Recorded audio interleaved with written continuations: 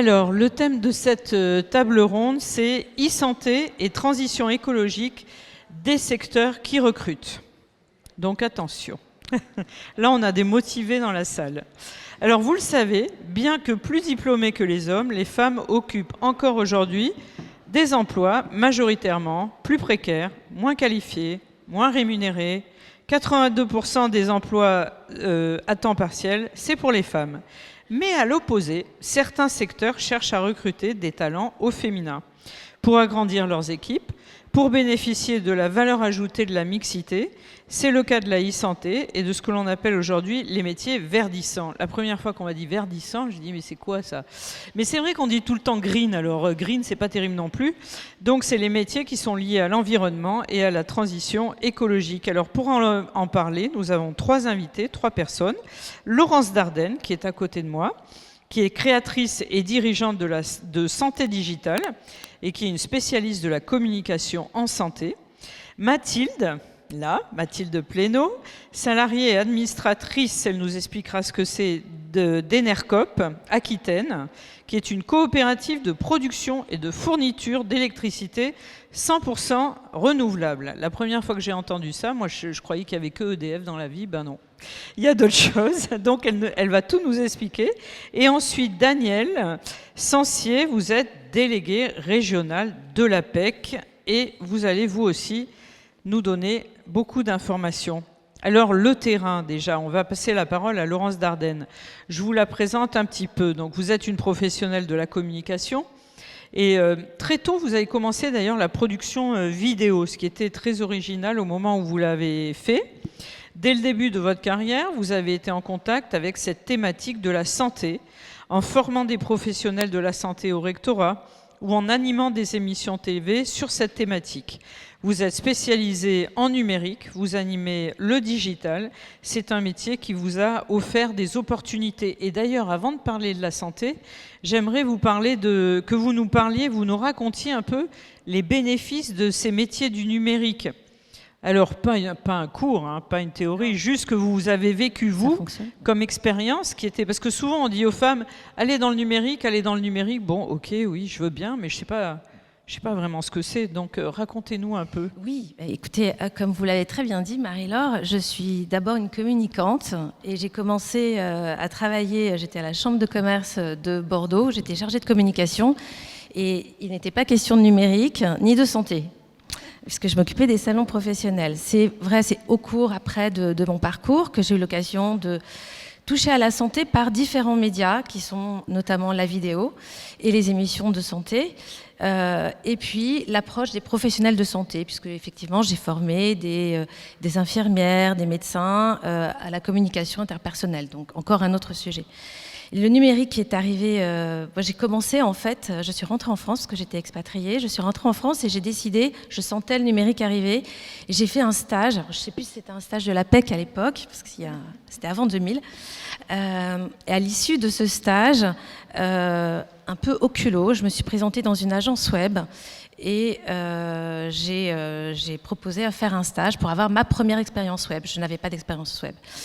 Et j'ai adoré leur approche puisque en fait ils ont misé sur mon envie et ils m'ont pas demandé ni ma situation familiale, privée qui était un peu compliquée ni quoi que ce soit. Et voilà. Et je suis restée 10 ans dans cette agence et j'ai fait beaucoup de choses. Donc la question était le numérique. Question, voilà, le numérique. Alors déjà, je me souviens d'une chose, c'est que dans le numérique, on peut monter. On n'est pas obligé de passer des grades, etc. Si on est bon, on monte. Absolument. Okay. En fait, c'est sur le terrain. En fait, il faut être agile avec les outils numériques. Mais ça s'acquiert voilà, aujourd'hui, voilà, 20 ans plus tard. Aujourd'hui, tout le monde utilise le numérique, utilise les logiciels, etc. Donc finalement, il ne faut pas une connaissance technique énorme pour être dans le numérique. Après, et là c'est vrai que c'est la plupart des personnes qui sont là, quand on a déjà une expérience dans un autre domaine que le numérique, on peut mettre à profit ces connaissances d'un autre domaine appliquées après à la santé. Alors c'est ce qui vous est arrivé quand vous avez rencontré Rose Magazine. Vous le savez, deux Bordelaises ont créé Rose Magazine, qui est le magazine qui est distribué gratuitement dans les hôpitaux pour les femmes qui sont atteintes de cancer. Alors vous êtes rentré dans cette aventure un peu au début. Nous, on l'a vu naître et c'était vraiment une séquence émotion. Le premier mag qui est sorti, qui a été distribué à 200 000 ex partout en France. Enfin, c'était incroyable. Et vous rentrez dans cette aventure et vous... Un peu par hasard finalement. C'est une rencontre avec les deux cofondatrices. Que des Bordelaises. Oui, j'habitais à Paris à l'époque pourtant. Mais voilà, le hasard a fait que j'ai rencontré une des cofondatrices qui me parle de ce projet qui allait émerger quelques mois plus tard, donc de ce semestriel print distribué gratuitement dans les hôpitaux. Et là, je lui dis, mais enfin, et le digital, qu'est-ce qui va se passer entre 6 mois de parution d'un magazine? Je pense qu'on peut intéresser une communauté sur Internet et apporter de l'information mise à jour.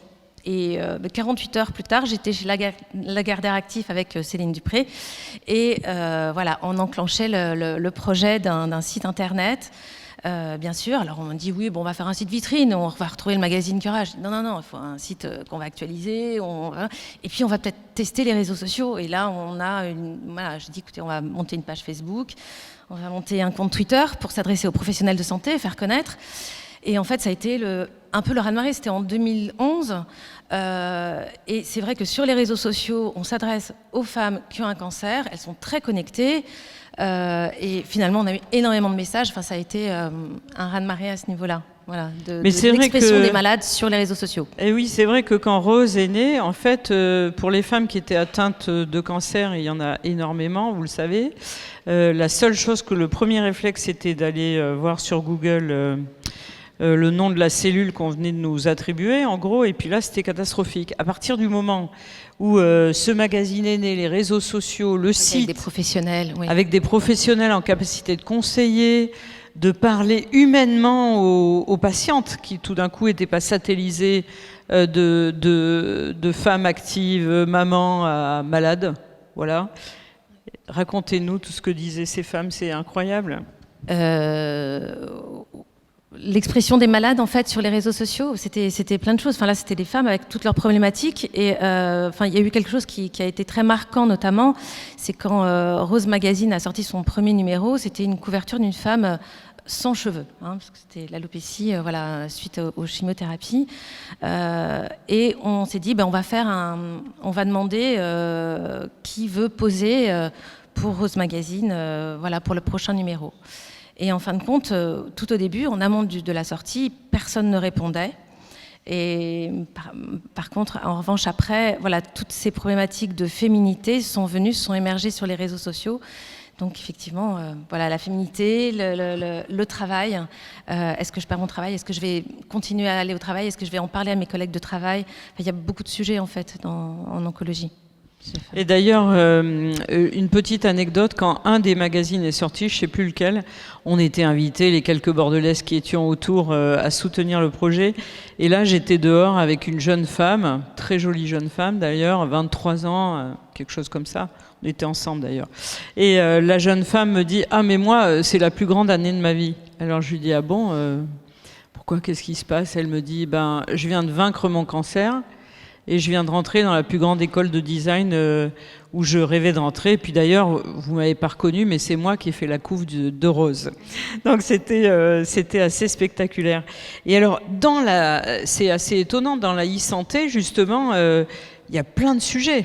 Oui, il y a plein de facettes. En fait, la e-santé, c'est quoi? C'est toutes les applications des technologies d'information et de la télécommunication. Donc c'est à la fois la télémédecine, donc tout ce qui va aider les professionnels de santé à prendre en charge les patients à distance, dossier médical numérique, etc. Donc c'est tous les logiciels pour les professionnels de santé. Télémédecine, donc téléconsultation, on en parle beaucoup en ce moment, de pouvoir, où que soit le patient, qu'il puisse être pris en charge sur son lieu de vie, même s'il est donc à distance. Puis c'est tout ce qui est santé mobile, donc c'est plus ma partie, je dirais. Donc c'est tout ce qui est application de santé, tout ce qui est site internet, tout ce qui est information aux citoyens, parce que finalement tout citoyen est aussi patient. Et c'est mettre en relation les professionnels de santé avec les patients. Mais qu'est-ce qu'il y a comme application de santé en fait? Il y a plein de sortes d'applications de santé. Lesquelles? Déjà, vous connaissez. Exemple. Vous connaissez. Alors, il y a une licorne en France en santé, c'est Doctolib. Voilà. Bon. C'est la seule licorne qu'on ait. Après, non, des applications de santé, il y en a beaucoup. Et il y en a de plus en plus qui émergent pour gérer les maladies chroniques. C'est-à-dire suivre les patients qui ont une maladie qui va durer toute leur vie. Et donc, au terme de prise en charge, c'est très important pour les professionnels de santé, mais c'est aussi un moyen à ce que le patient devienne vraiment acteur de sa prise en charge. Donc, il va télécharger des applis et pouvoir suivre et se connecter à son professionnel, à l'équipe soignante. Exemple, le diabète ou... Par exemple, voilà. La sclérose en plaques, le diabète, le cancer. Voilà. Et qu'est-ce que... vos clients, qu'est-ce qu'ils vous demandent?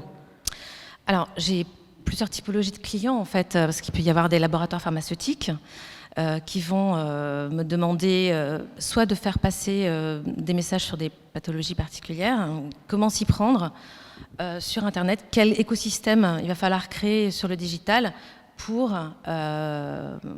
communiquer auprès de des patients ou des citoyens, finalement de tout le monde, qui seront des patients et les proches des patients, toutes les communautés. Il va y avoir des associations de patients aussi, que j'ai comme client. Et donc là, la mission, ça va être de fédérer des patients autour de leur site internet, de leurs outils pédagogiques, de faire savoir quelles sont leurs actions, faire connaître les délégations régionales, etc. Et puis, il peut y avoir des institutions de santé aussi qui sont des clients pour faire passer des messages de santé publique. Donc ça va être à la fois de mettre en place un écosystème digital et il y a tout ce qui est web marketing derrière, rendre visible. Et du coup, quand on pense que le métier de community manager, c'est d'être derrière un écran, de jamais voir personne, tout ça, c'est pas vrai en fait. C'est pas vrai. Alors c'est vrai en partie. Moi, je suis beaucoup derrière mon écran. Mais alors, je me sens pas du tout seule derrière mon écran. Et je travaille avec beaucoup de gens, en fin de compte, avec beaucoup de femmes qui sont également indépendantes, avec des graphistes, avec des développeurs, voilà. Et puis on réseaute beaucoup, on va beaucoup. Enfin, moi, ce qui est très intéressant, en fait, on est en veille sur les tendances quand on est en e-santé. Donc, on participe à beaucoup de conférences, on participe à beaucoup de. Il y a un festival que j'aime beaucoup, qui fêtait ses 30 ans cette année, c'est le Festival de la communication santé, qui se passe à Deauville. Il y avait la remise des prix la semaine dernière à Paris. Et là, on voit vraiment tous les projets. Et c'est génial, il y a toute une partie en fait, qui est le samedi matin, où on va défendre des projets, présenter des projets. Donc il y a aussi bien des laboratoires que des associations de patients qui viennent avec des budgets très fluctuants, qui viennent présenter leurs idées, leurs projets. Et c'est passionnant. Donc beaucoup d'échanges. Et puis parfois vous aidez des causes, non? Vous aidez des jeunes qui se lancent. Oui. Vous pensez à quelque chose en particulier? On en parlait tout à l'heure. On est là. Bien sûr, on fait forcément des rencontres. Il y a beaucoup de jeunes. Bon, là, on parle du cancer, mais oui, effectivement, on donne forcément un coup de pouce quand on voit une association. Là, en l'occurrence, c'était des jeunes et dans le cancer. Ils sont venus me trouver. Je connaissais la fondatrice et voilà, elle m'a dit le logo, le nom, comment on fait, voilà. Et donc, du coup, on rencontre beaucoup et on reste en lien pour toujours. Enfin, voilà. Ouais, même si c'est beaucoup virtuel, mais on se voit dans la vraie vie quand même. Bon, merci beaucoup, Laurence, on peut l'applaudir. Et puis, elle vous parlera plus en détail tout à l'heure, si vous le souhaitez, de son métier. Alors, donc on a parlé de la e-santé, plusieurs métiers sur le numérique dans la e-santé, et puis on va parler de tout ce qui est verdissant. Mathilde. Alors vous êtes salarié et administratif d'Enercop, on l'a dit tout à l'heure. Vous faites partie de cette génération qui choisit une entreprise qui lui ressemble. Ça, c'est vraiment important. Enercop, c'est un modèle coopératif qui s'inscrit dans l'économie sociale et solidaire. C'est d'ailleurs là qu'on vous a repéré. Et alors vous, Mathilde, votre vocation, elle s'est dessinée très tôt dans vos études. Racontez-nous.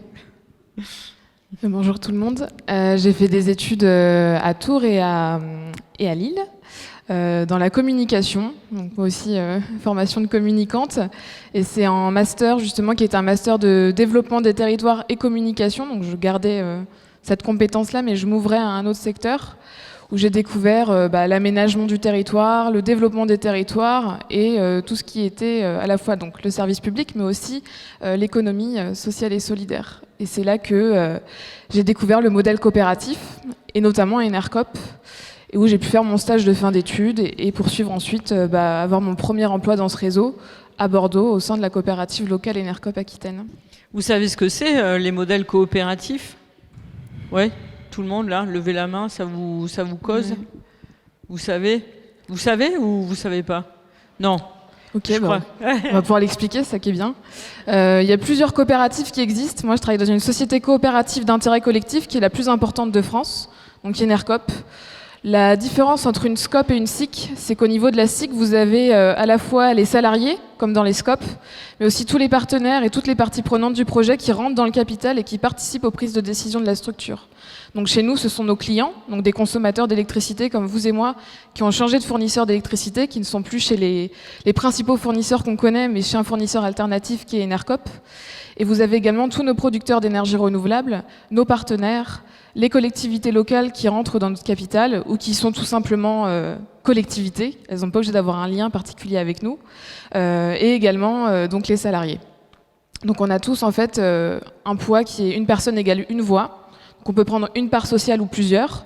Nous, dans la coopérative Enercop, le montant de la part sociale est de 100 €. Donc vous prenez 100 € de votre épargne, vous le mettez dans le projet. Vous pouvez prendre plusieurs parts, parce qu'il peut y avoir un intérêt aussi de défiscalisation derrière, ou une grosse envie de soutenir le projet. Et donc, à partir de là, vous rentrez dans le projet, vous participez aux prises de décision, vous pouvez vous impliquer dans la coopérative. Donc moi, mon métier, c'est aussi de travailler avec les sociétaires qui ont envie de s'investir au-delà d'un simple investissement financier, qui est aussi de s'impliquer bénévolement dans la structure comme ils pourraient le faire avec une association. Donc on est un modèle assez hybride entre l'entreprise et l'association en fait. Parce qu'on est désintéressé, on est à lucrativité limitée dans une coopérative d'intérêt collectif. On n'a pas d'actionnaires, on n'est pas coté en bourse et on réinvestit nos bénéfices dans le projet que l'on mène.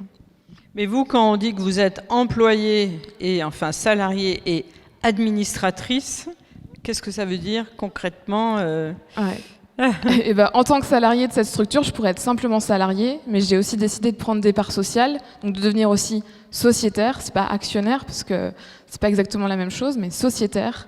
Et à partir de là, une fois qu'on est sociétaire d'Enercop, dans une des coopératives locales, parce qu'on est 11 sur le territoire français, on peut aussi rentrer au capital et donc rentrer aussi au conseil d'administration. C'est-à-dire que chez nous, l'organe politique, il est ouvert à tous. Et nous, en tant que salariés, on peut intégrer cet organe politique et participer donc aux prises de décision. Actuellement, on est 3 salariés à être aussi au conseil d'administration sur 8 salariés à Enercop Aquitaine. Mais ça se fait dans toutes les coopératives du réseau puisqu'on est 200 salariés en France. Ouais, vous pouvez nous dire, qu'est-ce que c'est la taille d'Enercop pour qu'on comprenne cette entreprise ? C'est une entreprise, donc c'est plusieurs entreprises d'intérêt collectif, plusieurs coopératives qui rassemblent plus de 200 salariés. Et chez nous, donc, on est vraiment aujourd'hui quasiment kiff-kiff, c'est-à-dire qu'il y a autant d'hommes que de femmes qui sont salariés chez Enercop. Et donc, ça représente, j'ai pas les chiffres exacts, mais on a un capital qui est de plus en plus important. Ici, en Aquitaine, c'est une petite structure, on est 8 salariés, c'est 650 000 € de capital, mais à l'échelle du réseau, c'est beaucoup plus que ça. Et c'est 80 000 clients, donc 80 000 personnes qui ont quitté le fournisseur historique pour rejoindre Enercop, et bientôt 300 producteurs d'énergie renouvelable, hydroélectrique, photovoltaïque, éolien, qui travaillent avec nous. Donc c'est vraiment ce modèle-là autour de la transition énergétique, il implique vraiment tout le monde. Et donc voilà, c'est un petit pousset de l'énergie renouvelable, parce qu'on est quand même une petite structure, et en plus on est un acteur de l'économie sociale et solidaire, donc c'est vraiment assez anecdotique et assez atypique aussi sur ce marché qui est celui de l'énergie, qui est quand même un marché très, très important avec des gros acteurs industriels, quoi.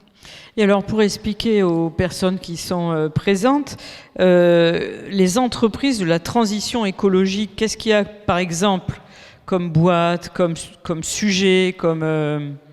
Il y en a plein, il y en a plein. Alors, moi, c'est vrai que je viens ici plutôt avec cette envie de parler de l'économie sociale et solidaire, mais il y en a plein. Ça peut être... aujourd'hui, en fait, il y a énormément de structures, que ce soit dans l'agriculture biologique, dans l'énergie, dans l'habillement également, tout ce qui va être également recyclage, revalorisation de déchets pour créer des nouveaux produits, le circuit court dans tous les domaines. Il y en a énormément. Donc aujourd'hui, moi, c'est vrai que je viens avec cette casquette énergie. Mais en fait, dans tous les domaines de la consommation, dans tous les domaines de la vie, on peut mettre de l'écologie, on peut mettre du coopératif, en fait. Donc, il y en a énormément. Et alors, justement, se poser la question, est-ce qu'il y a beaucoup de femmes ? Et dans quelle boîte ou où est-ce qu'il y a des femmes inspirantes dans cette transition écologique ?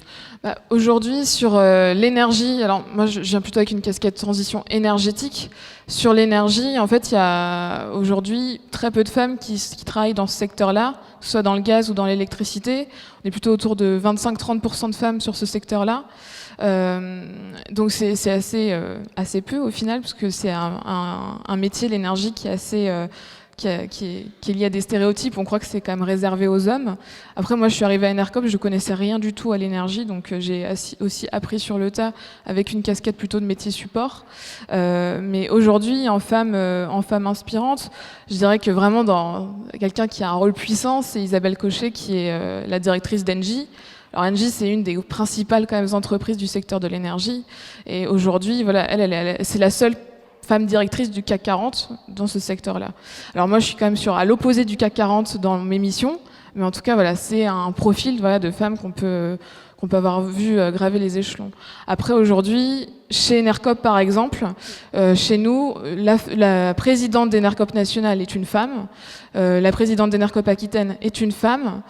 Sur les métiers de direction, plus de la moitié sont des femmes. Et donc, après, c'est plutôt sur la partie politique où on a un petit peu plus de mal, puisqu'on se base surtout sur du bénévolat et pas uniquement sur nos salariés, parce qu'on va aller chercher aussi nos clients.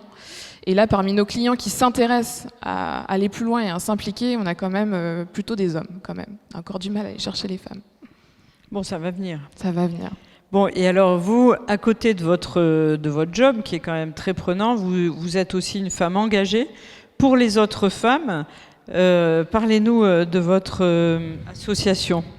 Oui, alors du coup, j'ai monté avec 7 autres Bordelaises une association qui s'appelle Nouveau Cycle, qui est une association qui milite pour sensibiliser et mobiliser autour des enjeux de santé et de sexualité féminine, qui a été créée cette année, en avril. Donc là, on est plutôt, du coup, on refait le lien avec le domaine de la santé.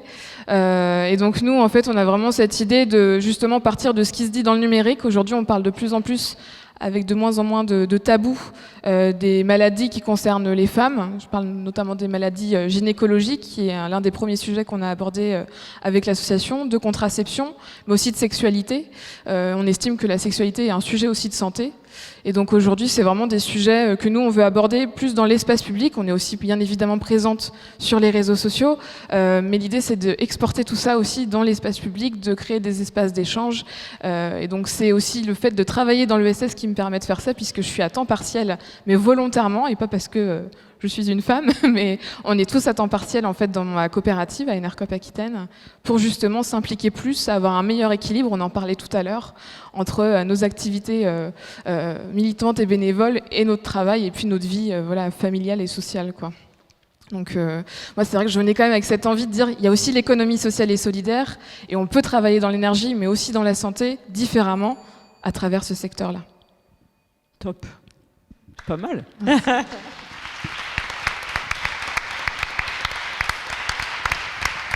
Alors attention, on va demander à la pro de nous expliquer si c'est vrai qu'il y a de la place dans ces secteurs-là et si on a une chance d'y aller. Alors Daniel, je vais juste passer très rapidement sur votre parcours, parce que j'écrivais ça quand nous on connaît la PEC, parce que à un moment de notre vie on a envoyé une candidature, donc on sait ce que c'est, mais en fait on sait pas vraiment ce que c'est. Ah bah tiens, il y a monsieur le maire qui vient. Alors bonjour Nicolas. Alors Daniel, vous avez fait vos études à Bordeaux, travaillé 10 ans dans plusieurs entreprises, dont une qu'on connaît très bien, Lectra System. Vous avez suivi votre mari, ça fait partie de votre parcours, parce qu'il y a beaucoup de femmes qui adaptent leur job parce qu'elles suivent leur mari. Mais bon, vous avez trouvé un job tout de suite, secrétaire générale d'une école de commerce, vous avez été consultante, bref, vous avez eu plusieurs vies professionnelles. Et c'est sans doute ce qui a fait de vous une excellente candidate pour être déléguée régionale de l'APEC et pour pouvoir nous expliquer qu'est-ce qui vous passionne. Parce qu'alors vous, à l'APEC, vous êtes passionné quand vous en parlez, c'est assez incroyable. Alors racontez-nous cette entreprise. Alors, bonjour mesdames, bonjour messieurs, monsieur le maire. Oui, je suis quelqu'un de passionné. Ça a démarré petite, je pense, parce que j'ai eu la chance d'avoir des parents qui étaient des entrepreneurs. Et là, je m'adresse, mesdames, messieurs, à vous pour vous dire, surtout, faites que vos enfants connaissent votre vie professionnelle. À savoir que j'ai eu des parents qui, lorsqu'ils recevaient des partenaires, nous invitaient, les enfants, à participer à la table. Alors, il ne fallait pas dire un mot. Hein. Daniel, mettez votre micro là, Voilà. parce que comme il y a des gens très hauts... Mais en tout cas, ça m'a permis de contacter une certaine passion pour mon métier, mes futurs métiers, et en tout cas de me développer dans un environnement où le travail était très investi. Ensuite, oui, j'ai eu à bouger, j'ai eu à changer, vous l'avez dit. J'ai été conjointe, vous connaissez, mesdames, certainement cette situation. Démissionner, me réadapter, eh bien oui, ça s'est passé, ça s'est fait. Et je dois dire que finalement, si je garde ma vie professionnelle, des expériences formidables, c'est ça, ces moments de changement et de transition. Ensuite, l'APEC. Je vais vous en dire quelques mots. L'APEC, association paritaire privée, avec des missions qui sont celles d'un intérêt général et qui sont tout à la fois de se développer dans le développement économique, en aidant les entreprises, en les appuyant dans leur recrutement, et bien entendu en accompagnant les jeunes diplômés, les cadres qui sont en activité et se posent à un moment la question de leur devenir professionnel. Je voudrais bouger, je voudrais changer, mais je ne sais pas pourquoi. Ou bien des personnes qui sont dans une recherche active parce que ont envie, ont besoin de trouver un job. Voilà. Maintenant, mes propos ne sont pas destinés uniquement à l'environnement des cadres, entendons-nous bien. Hein. Bien sûr que l'APEC est sur les cadres, mais quand je témoigne ou je vous parle de parcours, de passion, voilà, je crois que ce n'est pas seulement lié aux cadres et à l'environnement des cadres. Alors l'APEC, c'est une structure, peut-être l'avez-vous rencontrée au travers de votre parcours, hein. Nous n'avons pas de baguette magique. Mais nous nous adaptons. Nous nous adaptons tout le temps, sans arrêt. J'ai la chance d'avoir des équipes qui, en majorité d'ailleurs, sont des femmes. Certaines sont là, dans la salle, et je les salue. Parce que c'est aussi en la mobilisation de ces équipes, je dirais l'attention, l'écoute, qui est développée, proposée, et tous nos outils de mise en relation qui font qu'à un moment, il peut y avoir rencontre entre un parcours, un projet professionnel, des attentes, et puis bien sûr des besoins des entreprises. Voilà. Alors nous vivons à Bordeaux, depuis quelques années, une période assez exceptionnelle. Une vraie dynamique d'emploi, mais quand j'entends autour de moi des personnes me dire « Oh, les cadres, ils trouvent tout de suite, il n'y a pas de problème », ce que je leur dis, c'est que ce n'est pas ce que nous voyons.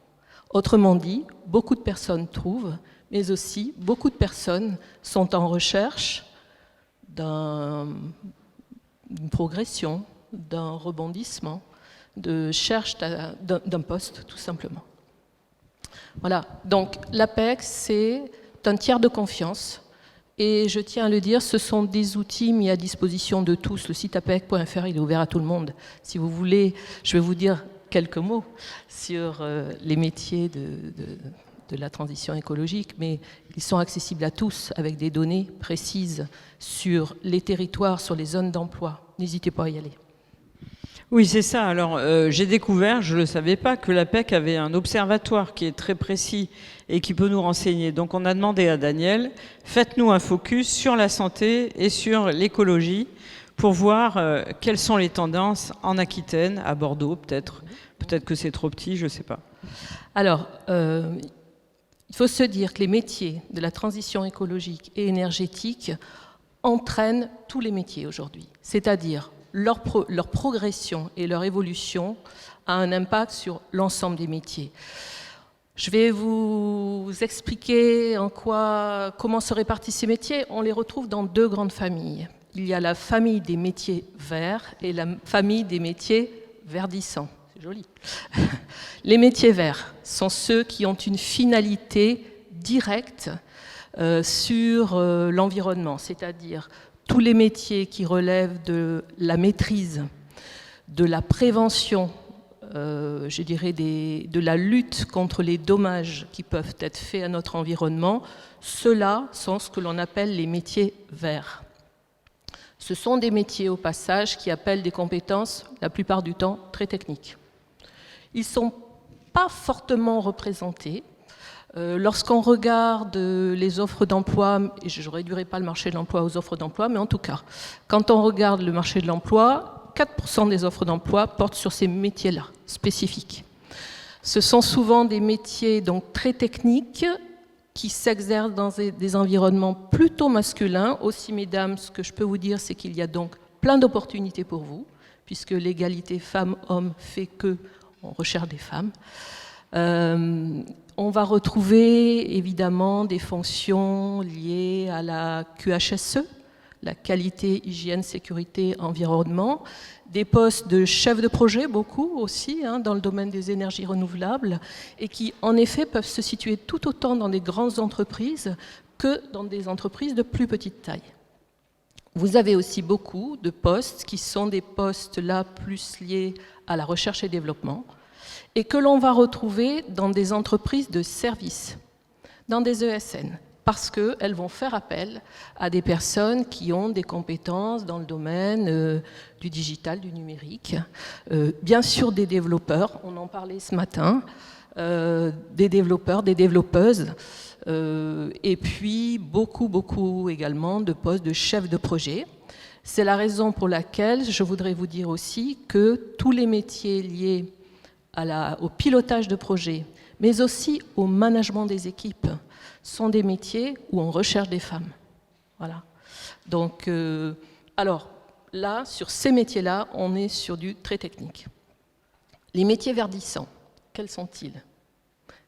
Que veut dire ce terme verdissant ? Eh bien, ce sont tous les métiers qui, à un moment, vont évoluer, vont intégrer de nouveaux blocs de compétences. Le métier lui-même n'a pas une finalité de prévention, de lutte, de maîtrise, des dommages de l'environnement, de lutte contre les dommages de l'environnement. Mais par contre, il intègre des gestes métiers, des préoccupations qui sont en lien avec la transition écologique. Par exemple, on retrouve pas mal de postes en communication, en effet. On va retrouver aussi des postes en RH, tout simplement, avec des dimensions RSE, responsabilité sociétale des entreprises, dans lesquelles on va retrouver ces dimensions-là. Ce sont bien sûr sur les métiers verdissants qu'il y a le plus d'opportunités et que le poids relatif des actifs salariés est le plus important aujourd'hui. Ce qu'il faut savoir, c'est que tous ces métiers progressent assez vite en nombre. Et je voudrais, pour me rattacher aux métiers verts, prendre l'exemple des métiers qui intègrent des compétences dans le domaine du bâtiment intelligent.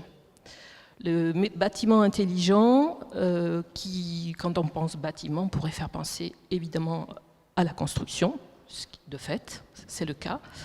Également, j'étais très intéressée de découvrir que nous avons dans notre proche environnement, à Mérignac, un superbe laboratoire de recherche du groupe Vinci qui s'appelle Eurovia et qui travaille sur les revêtements de routes.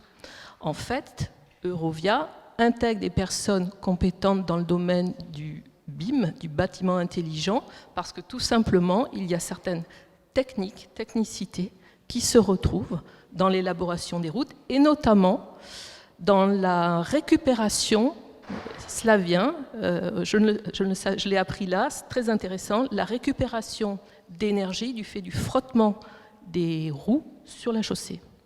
Voilà.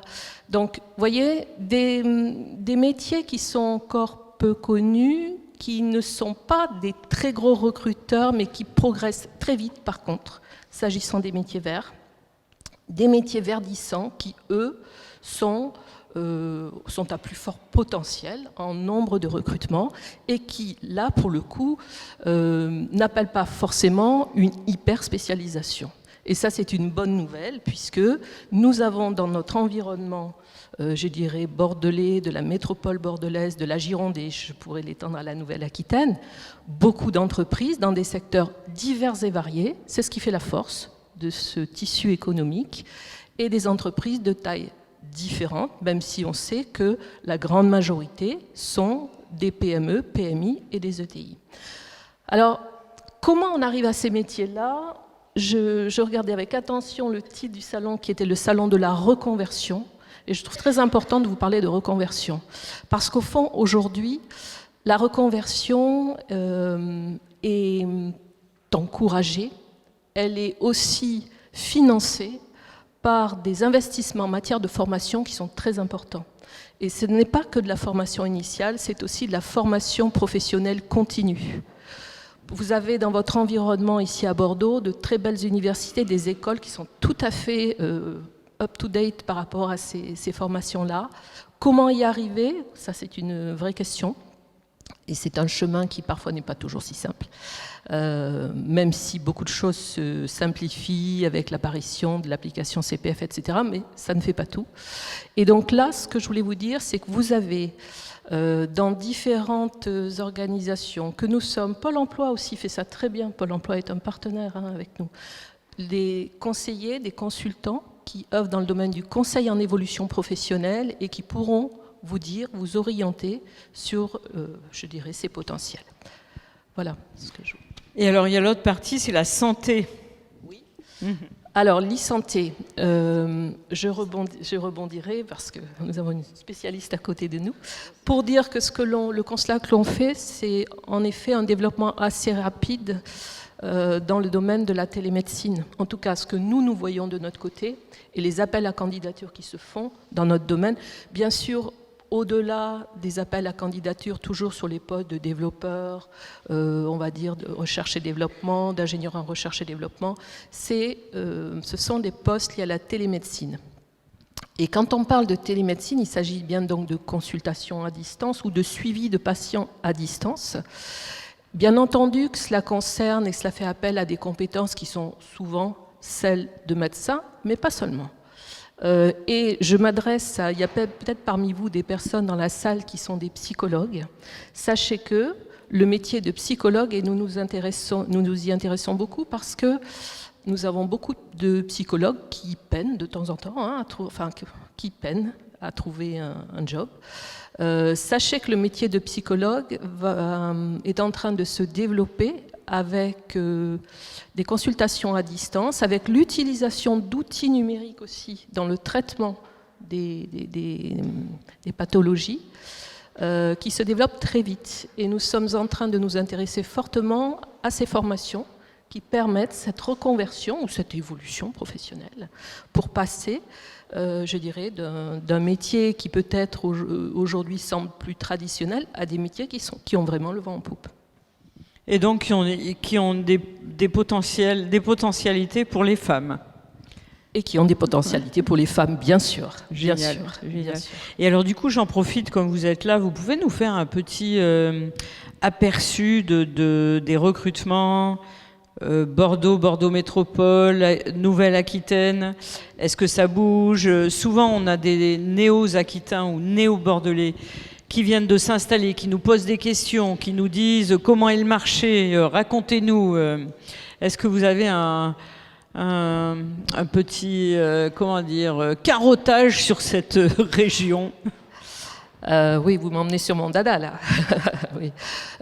Alors, l'emploi des cadres dans cette... Je vais vous faire périmètre à la région Nouvelle-Aquitaine et hop, focus Bordeaux. Est en forte progression, bien sûr. du fait d'une création nette d'emplois qui est sur la région de 4000 emplois par an depuis, en 2018 c'était sûr, en 2019 j'aurai les résultats la semaine prochaine, mais ça devrait continuer. Création nette d'emplois, ça veut dire quoi? C'est quand on fait la différence entre les recrutements, d'accord, qui sont faits et les départs, on tombe sur ces créations nettes d'emplois. Donc là, oui, on est vraiment sur ces chiffres-là. La métropole de Bordeaux, dans la grande région Nouvelle-Aquitaine, pèse pour environ 50% d'emplois cadres. Voilà. Donc c'est beaucoup. Hein. C'est beaucoup. Les secteurs d'activité qui recrutent, bien entendu le domaine de service, c'est vrai dans la région, c'est vrai particulièrement sur Bordeaux et sa métropole. Nous avons la chance d'avoir une économie relativement, j'ai envie de dire, équilibrée au sens de diverses et variées. C'est ce qui fait d'ailleurs que dans les années difficiles de la crise, elle a plutôt pas mal résisté. Autrement dit, le secteur de l'industrie se porte plutôt bien et mieux et progresse d'année en année, notamment du fait des sous-traitants de l'aéronautique et des grandes entreprises de l'aéronautique. De tout ce qui est fait aussi dans la région, il faut le dire, au travers des dispositifs usines du futur. Et là aussi, je veux vous en parler, mesdames, ces dispositifs sont destinés à faire que, au fond, ce qu'on peut partager, c'est qu'en termes d'industrie, au plan de la technicité, beaucoup de choses ont déjà été découvertes et je dirais, les investissements se font et ça continue. Par contre, ce que l'on sait, c'est que si on veut que nos industries se développent, il faut investir dans les conditions de travail. Le numérique apporte beaucoup, allège la charge des postes, etc., ce qui les rend beaucoup plus accessibles aux femmes. L'industrie recherche des femmes. Je vais régulièrement sur les événements de l'UIMM, je peux vous dire qu'à chaque fois, on a besoin d'intégrer des femmes dans l'industrie. Et pas que sur des niveaux très techniques. Je poursuis, donc industrie, la construction se porte mieux, oui, c'est pas encore un très gros recruteur. Donc vraiment, en tout cas s'agissant de l'emploi cadre, on est bien sur le domaine des services. Les fonctions maintenant.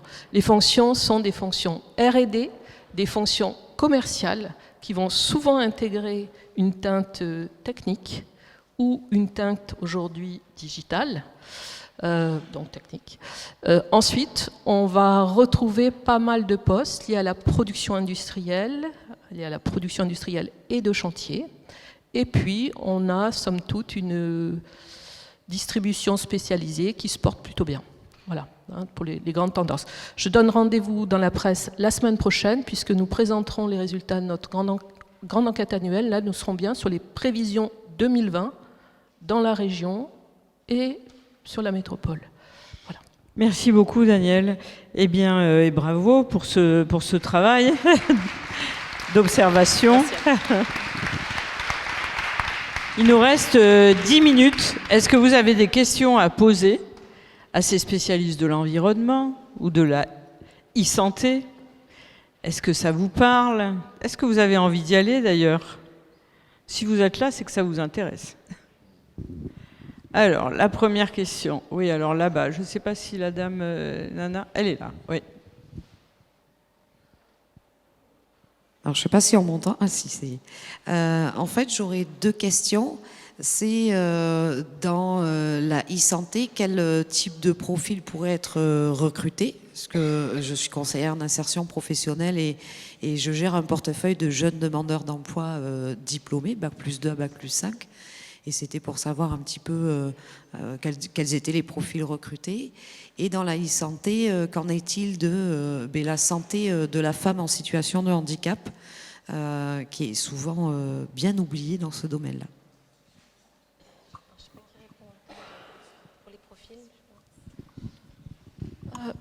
Sur les profils, alors, les profils qui vont être recherchés, lorsque ce sont des profils destinés à ce qu'il faut comprendre, c'est que si la structure est une petite structure, les profils qui vont être recherchés dans un premier temps sont soit des profils techniques parce qu'ils vont travailler en recherche et développement ou en production, soit des profils commerciaux parce que il faut commercialiser, vendre les services. Donc, bien entendu, suivant vraiment le domaine d'activité de l'entreprise, au plan de la technicité, cela pourra varier. Ce que je peux vous dire, et ça c'est une bonne nouvelle pour tous, c'est que comme les entreprises ont du mal à recruter aujourd'hui, parce que certains profils sont pénuriques, c'est vrai, sur le marché, difficiles à trouver, et on travaille beaucoup dans ce sens pour faire ouvrir les chakras, voilà, et faire qu'il puisse y avoir des rencontres au-delà d'un matching entre une offre d'emploi et l'aide CV. Donc, vous voyez, ça veut dire que ça n'est pas fermé. Mais c'est vrai que quand l'entreprise est petite, elle n'a pas forcément les moyens, enfin, elle n'a pas les moyens de recruter, je dirais, pour des postes en back-office. Donc, elle va être plutôt sur des profils comme ça. Après, sur la question du handicap, je ne sais pas si je suis la mieux placée pour répondre, là, peut-être. En fait, la question...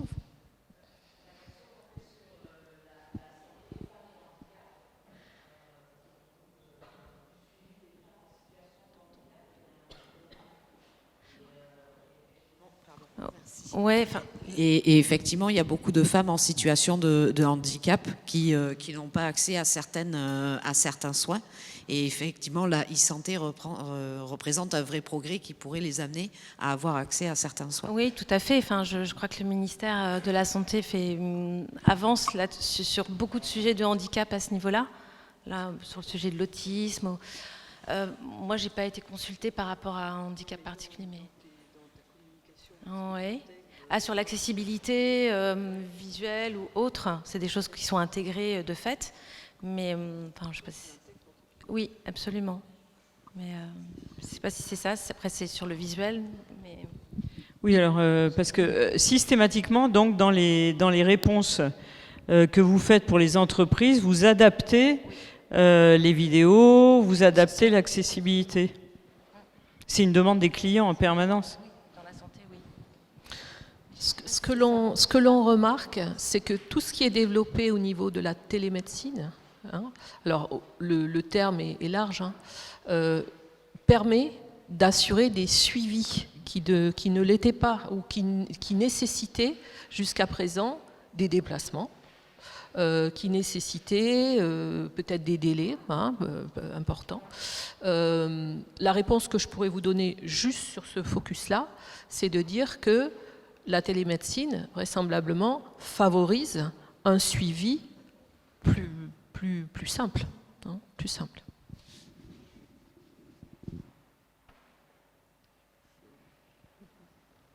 Autre question ? Non, bah écoutez, merci beaucoup, mesdames.